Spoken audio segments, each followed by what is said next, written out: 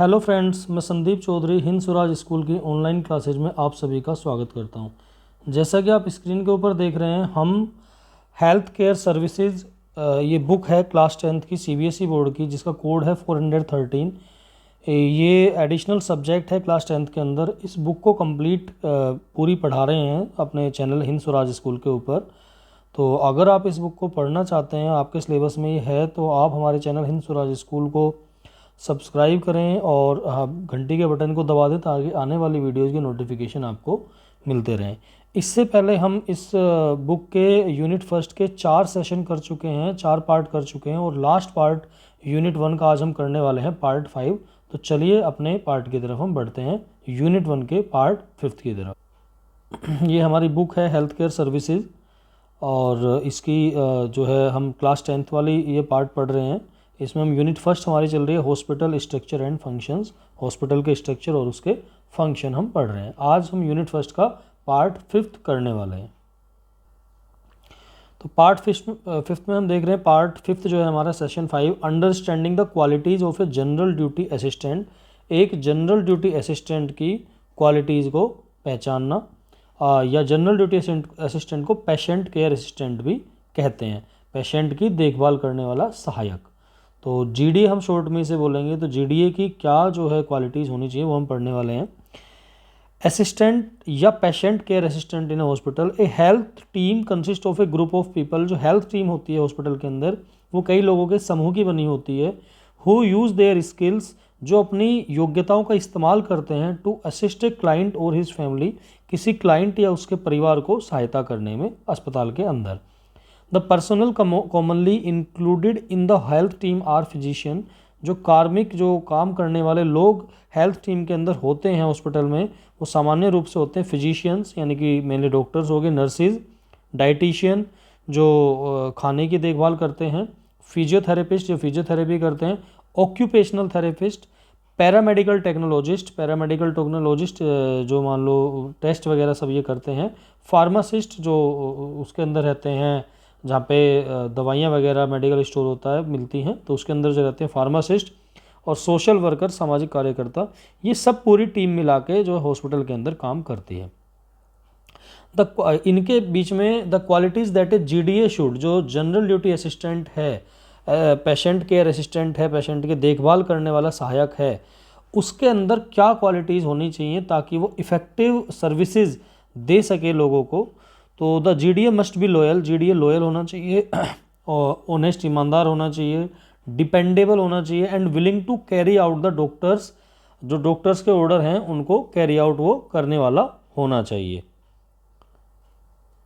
Doctors and nurses order, doctors के और नर्सिज के ऑर्डर को मानने का इच्छुक होना चाहिए। In the matter of treatment and care of client, जब क्लाइंट की ट्रीटमेंट और केयर की बात है। Due respect should be given to the doctors and nurses, doctor और नर्सिज को जीडीए के द्वारा प्रॉपर रेस्पेक्ट दी जानी चाहिए। The GDA should respect nurses and give them full cooperation, GDA को नर्सिज को रेस्पेक्ट देनी चाहिए और उन्हें पूरा सहयोग देना चाहिए। The problems experienced by the GDA in their work should be solve through nurses, जो भी प्रॉब्लम्स जीडीए अपने काम में महसूस कर रहे हैं उन्हें नर्सिज के द्वारा सोल्व किया जाना चाहिए, नर्सिज की हेल्प से उन्हें सोल्व कर लेना चाहिए।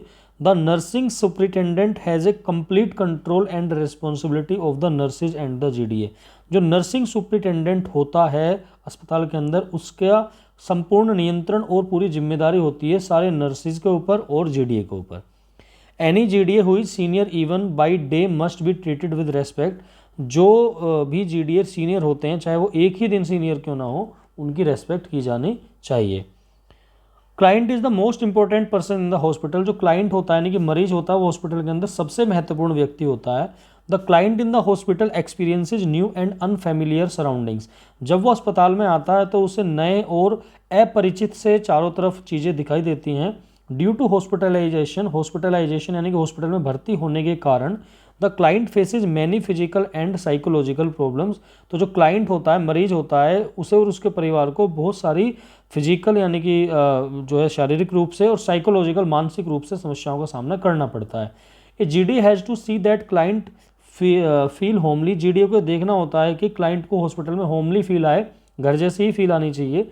A GDA should help the client in adjusting to the new environment. GDA को हेल्प करनी चाहिए अपने क्लाइंट की कि वो नए वातावरण में, नए एनवायरनमेंट में ढल सके, एंड रीगेनिंग हेल्थ, और हेल्थ को अपनी गेन कर सके, उसकी हेल्थ पे भी कोई एडवर्स इफेक्ट ना पड़े।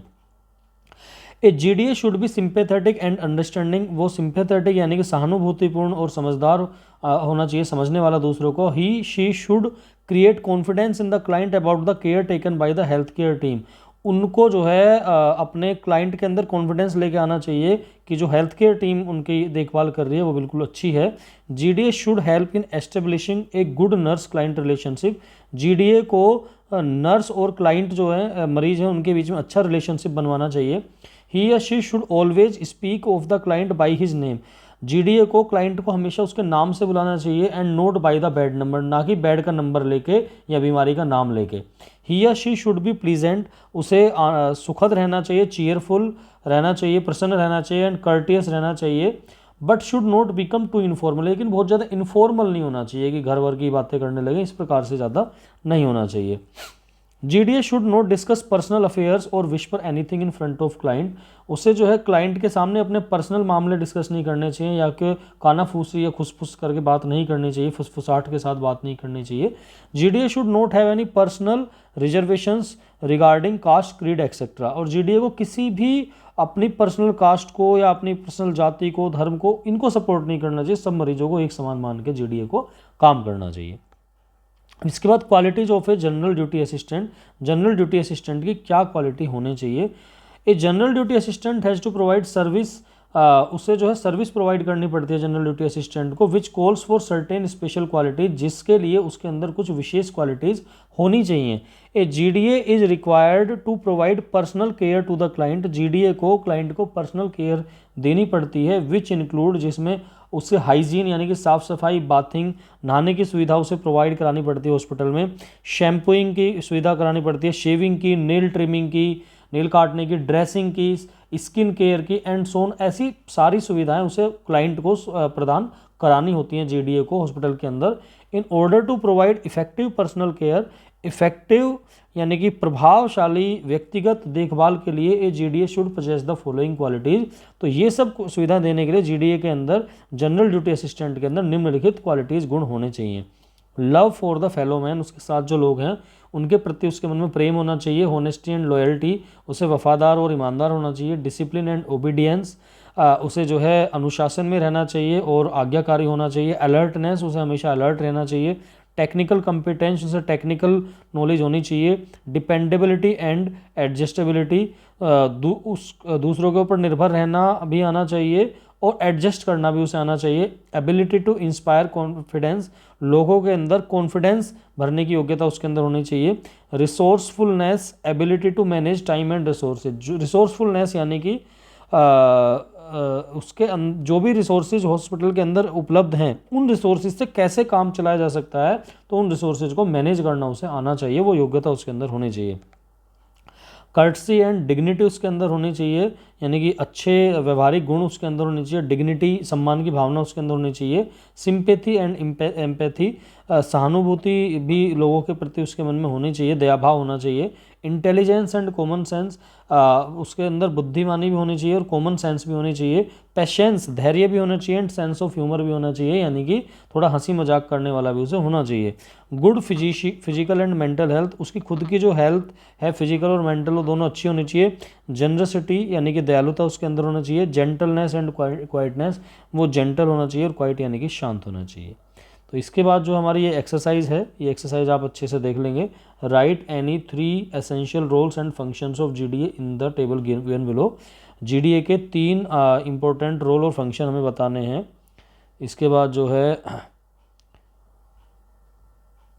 यहाँ पे लिखने हैं वो assessment list 5 qualities of a general duty assistant, general duty assistant की 5 क्वालिटीज़ लिखनी है। तो क्वेश्चन आप खुद करेंगे।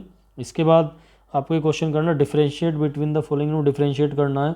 Sympathy and empathy, physical and mental health, gentleness and generosity, ये क्वेश्चन इसके बाद आपको करना है। Why is it important for a GDA to be pleasant and courteous to his या हर क्लाइंट, GDA को अपने क्लाइंट के लिए प्लीजेंट और कर्टियस होना क्यों आवश्यक है। What are those qualities that a GDA should possess while dealing with patient, अपने पेशेंट के साथ डील करते समय जीडीए के पास क्या क्वालिटीज़ होनी चाहिए। तो ये पूरी एक्सरसाइज आपको कर लेनी है। और इस प्रकार से ये जो हमारी यूनिट है, ये यूनिट हमारी समाप्त होती है, यूनिट फर्स्ट। इसका आज ये 5वां लेक्चर था और इसके बाद हम नेक्स्ट लेक्चर में यूनिट सेकंड अपनी शुरू करेंगे। तो आई होप आपको ये लेक्चर समझ में आया होगा। यहीं हम इस लेक्चर को समाप्त करते हैं। और अगर ये वीडियो आपको पसंद आई है तो इस वीडियो को ज़्यादा से ज़्यादा लाइक और शेयर करें। हमारे चैनल हिंद स्वराज स्कूल को सब्सक्राइब करें ताकि आने वाली वीडियोज़ के नोटिफिकेशन आपको जल्द से जल्द मिल सके। Thank you.